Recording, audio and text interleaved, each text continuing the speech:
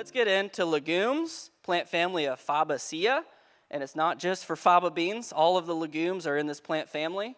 And we might ask, why legumes? Well, first of all, and many of you I'm sure would say, because of nitrogen. They fix, or they have the ability to pull atmospheric nitrogen out of the air and produce this nitrogen on the nodules in the roots for following cash crops. So we'll get into some of the individual species, how much nitrogen they can make, and different things like that. But that is one of the biggest benefits of legumes. I knew that, but I also utilized ChatGPT, and that's what that said too. So now it's confirmed. High protein forage content. So if we're talking about C to N ratio, or just some high quality forage for cattle, for hay, legumes can play a great role in that. We'll get into some of that with some specific species. I guess I just already mentioned the lower C to N ratio, but not only for forage content, but also for the ability to decompose quicker. The C to N ratio is really important when you're thinking about a mix or just a cover crop, if it's an individual species or a mix.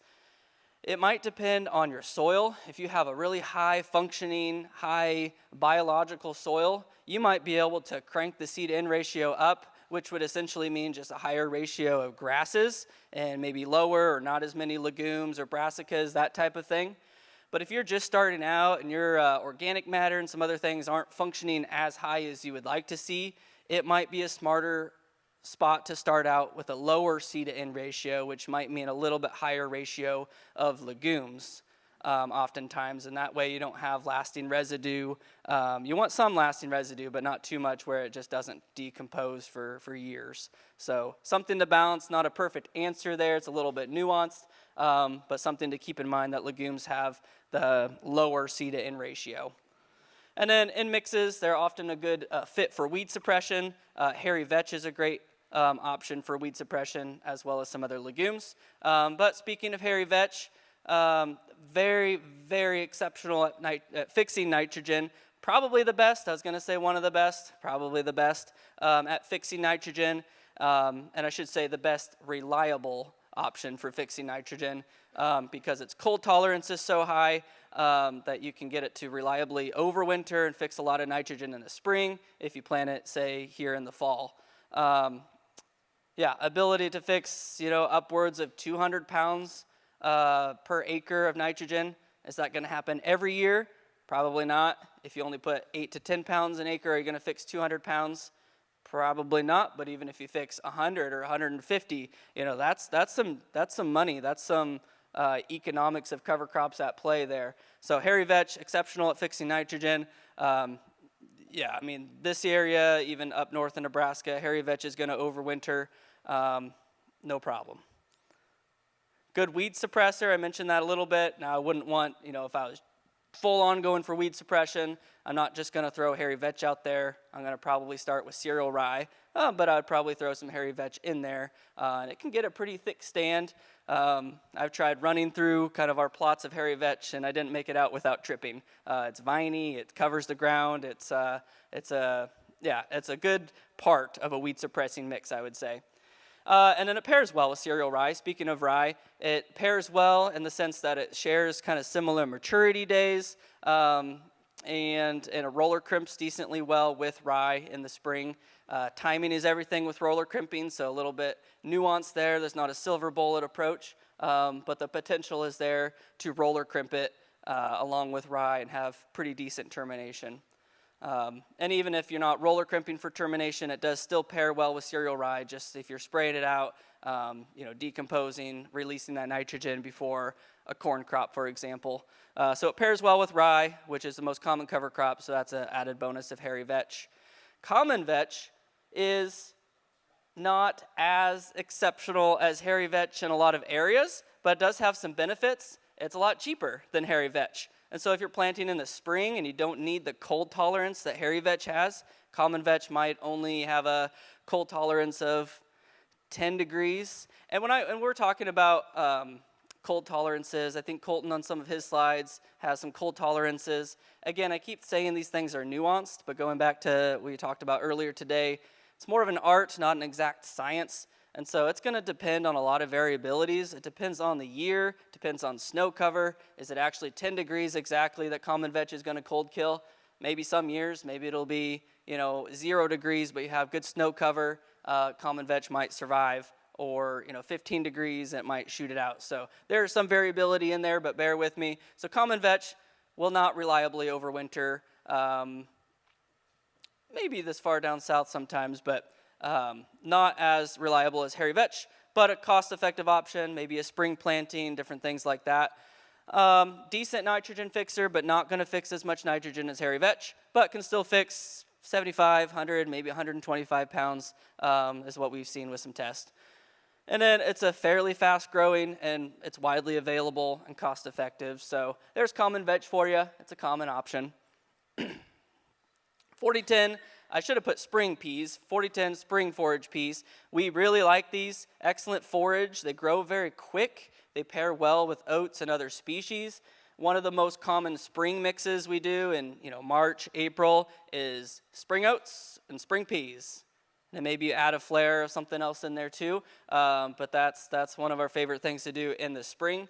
Good biomass, good forage, good quality for a fairly cost-effective option.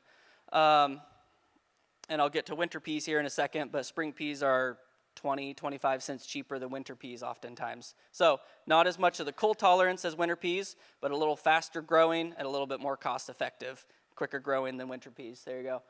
I guess I'm flying through here. Anything else to say on spring forage peas? We'll go on to winter peas. We'll stay on forage peas. What I wanted to mention also was I said they're a spring variety, but even like spring oats that Davis was talking about, spring oats, spring peas, common vetch, probably more commonly planted in the spring, but they're oftentimes a good option for the fall as well. They grow quicker than their winter variety counterparts, but they might not overwinter. Sometimes that's not a bad thing. Plant some in 1st of September, have it grow for a couple months. It might die out, but you're going to give you some quicker growth. So that might serve its purpose. So winter varieties are not only for fall and winter. Spring varieties are not only for the spring. That's just kind of something to think about there and not put them in a box. But we'll move on to winter peas. Good fall and winter forage option, similar to winter peas, but like I said, they don't grow quite as fast, but a very good option. And then they are, more cold tolerant than spring peas, mentioned that already. I will say with the cold tolerance on winter peas, that is definitely nuanced. It depends on how deep that you plant those winter peas. They can be pretty darn cold tolerant if you plant them, 2-3 inches deep in the ground. That doesn't work as well with a diverse mix because you don't want to plant clovers or turnips or even some oats, 3 inches deep in the ground. But if you're able to plant your winter peas separately and you really want them to overwinter, especially if you're north of I-70, if you're in Nebraska, you can get some winter peas to overwinter if you plant them deep enough. Around here, it's probably more reliable. You can plant them still an inch deep and they may overwinter, I would say most years. Easier to terminate than hairy vetch, just not as vigorous in a lot of ways. A good nitrogen fixer, on average, probably a little bit less nitrogen fixed than hairy vetch, although we have seen winter peas in some tests fix over around 200 pounds per acre of nitrogen. Not going to claim that every year for you, but a very good nitrogen fixer to say the least. Lentils, less biomass than vetch.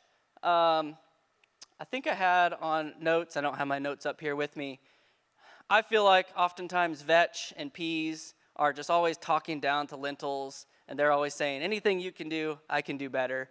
And to be honest, I might not disagree with the winter peas and hairy vetch kind of smack-talking lentils. They're a great option, but anything lentils can do, probably something else can do a little bit better. But I don't know.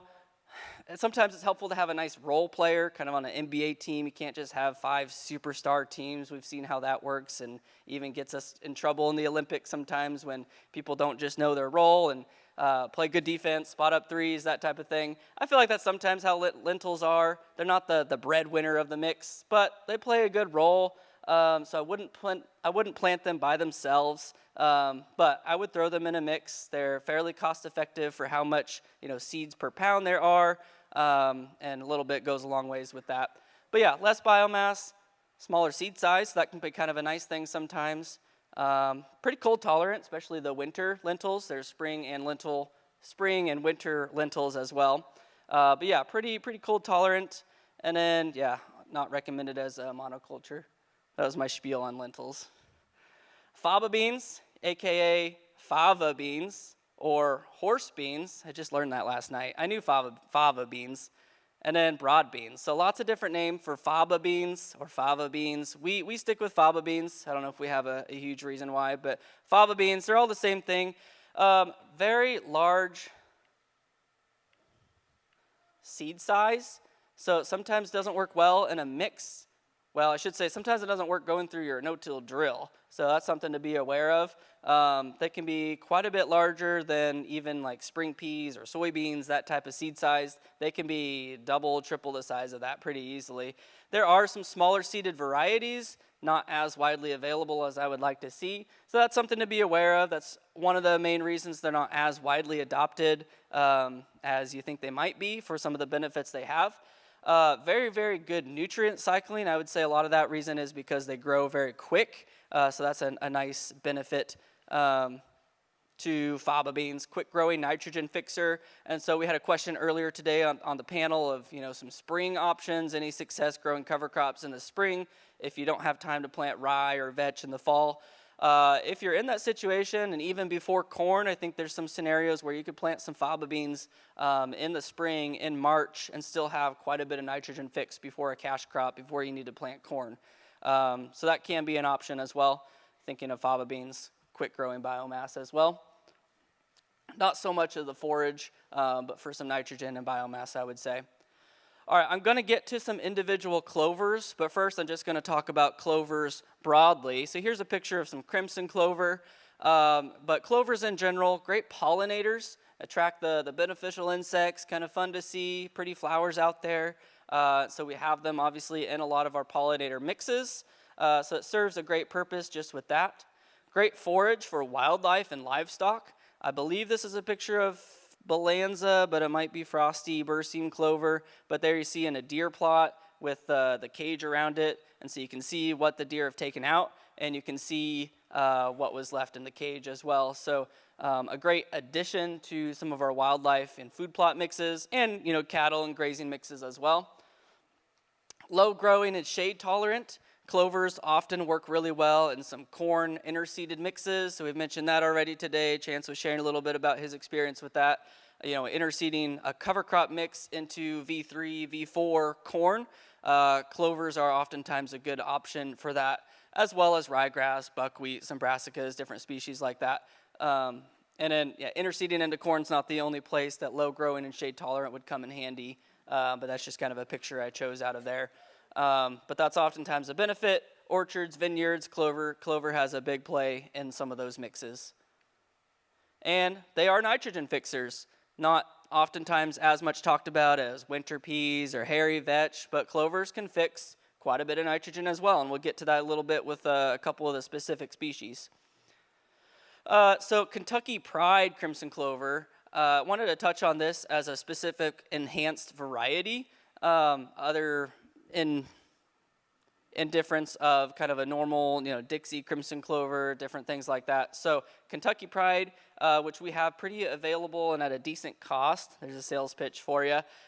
With improved cold tolerance is what the Kentucky Pride has. Later maturing than other crimson clovers. I guess I just had those 2 bullet points. But a great variety, and we've liked having the Kentucky Pride on hand. And yeah, probably the cheapest, whether it's Kentucky Pride or other varieties, probably one of the cheapest clovers out there.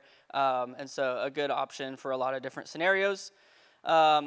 Clovers, I should have said when I was just talking broadly on clovers, this is one that is a little bit, goes a long ways, and you don't need to put, 5 or 10 pounds an acre of clover with, 5 or 6 or 8 different species. 1, 2, 3 pounds can go a long ways in a mix. Especially with Fixation Balansa clover, very small seeded. Now all clovers are small seeded compared to peas, But even within the confounds of clover, fixation clover is pretty small seeded, so definitely a little bit goes a long ways with fixation clover. But excellent cold tolerance. It has more cold tolerance than most other clovers, and so a lot of people have had some good success planting clover along with rye and hairy vetch, or along with hairy vetch to fix some nitrogen. And then it also, I think I had this in the note, great nitrogen fixer. I guess I didn't have it in my note, I apologize. It also is a good one for roller crimping. It's got more of a hollow stem than other clovers, and so like I said, when it's paired with hairy vetch or rye or both, you can roller crimp it or easy to terminate before corn. So some organic corn producers are using fixation clover with vetch for fixing a lot of nitrogen. But fixation clover also has a lot of benefits with food plots, with grazing, with interseeding. So it's been a fun one, kind of a high demand product. Great things out of the Fixation Balansa clover. Those were all cool season species. Now we're going to jump into warm season species, and there's just a few of these, so I guess I'm doing pretty good on time. Cowpeas are probably the most common warm season legume that we sell, probably for a variety of reasons. It's very, very heat tolerant. Now, obviously, all of these warm season species are going to be more heat tolerant than the cool season species, but even with the warm season species, cowpeas are very heat tolerant. Most of them are grown for seed in Georgia, and so just their climate and their environment is just highly ready for whatever we can throw at them for our summers. Very good forage, drought tolerant. Good forage. We put them in a lot of grazing mixes at 4 pounds, 5 pounds, sometimes 8 pounds per acre with a few pounds of sorghum or millet, different things like that. And you got yourself a pretty darn good warm season grazing mix going. And so cowpeas are a great fit for that. I mentioned interseeded mixes. They're a good option for interseeded mixes just because they vine up. So sometimes you want that. They vine up the corn stalks or whatever it might be in that situation. And if they're not vining up something, they can vine out. And so a pretty good ground cover, fixing pretty decent biomass, and offering some decent weed suppression as well.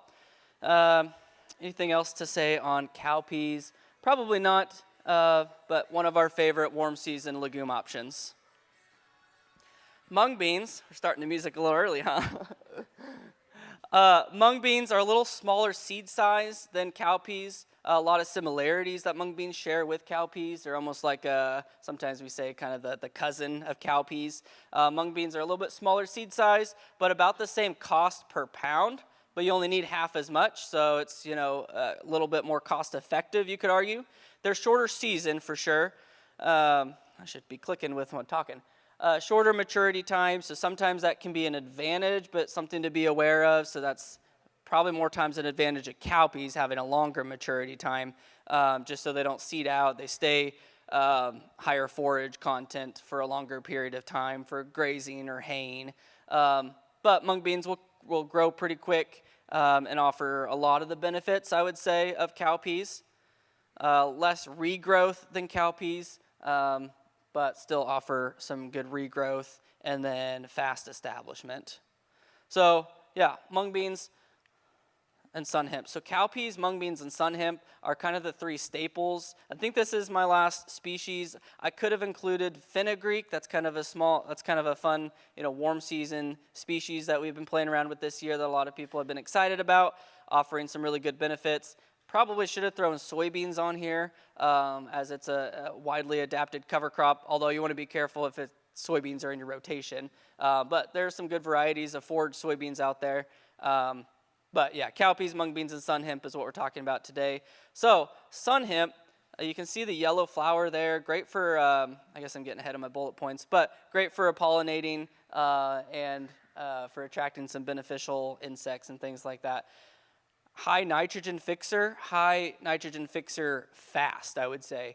Sun hemp, I would say more so than cowpeas, can fix more nitrogen faster. I guess I kind of just repeated myself there. But good option for that as a warm season legume.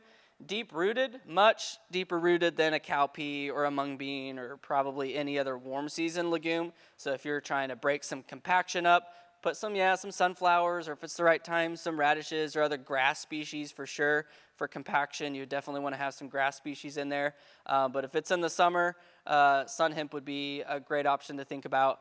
That's also one thing to be careful of, not having too out of balance. So if you're planting, well, I suppose it's probably more of how long you let it grow more than how many pounds per acre you plant of sun hemp. You just don't want it to get away from you, because if it gets mature and it has enough space to grow, it can get pretty woody, pretty stocky, pretty hard to control. You might have too much residue there that might cause some problems.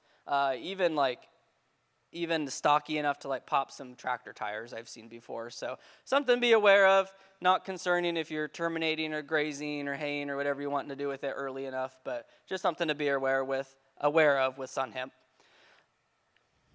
Deep-rooted, decent biomass. I think there's a person there standing. I don't think she's super short, so you can see the height of sun hemp there.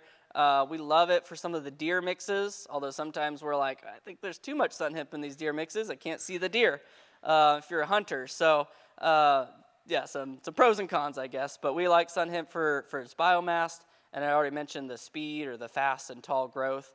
And so those are some benefits of sun hemp.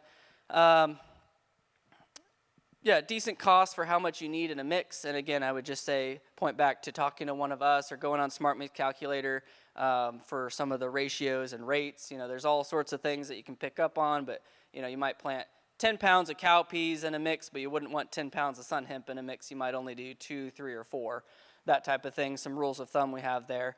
But yeah, with that, I could have shared some more species like I mentioned, but we'll end there, and those were some of the legume species. And so with that, thanks for the time to share on their species.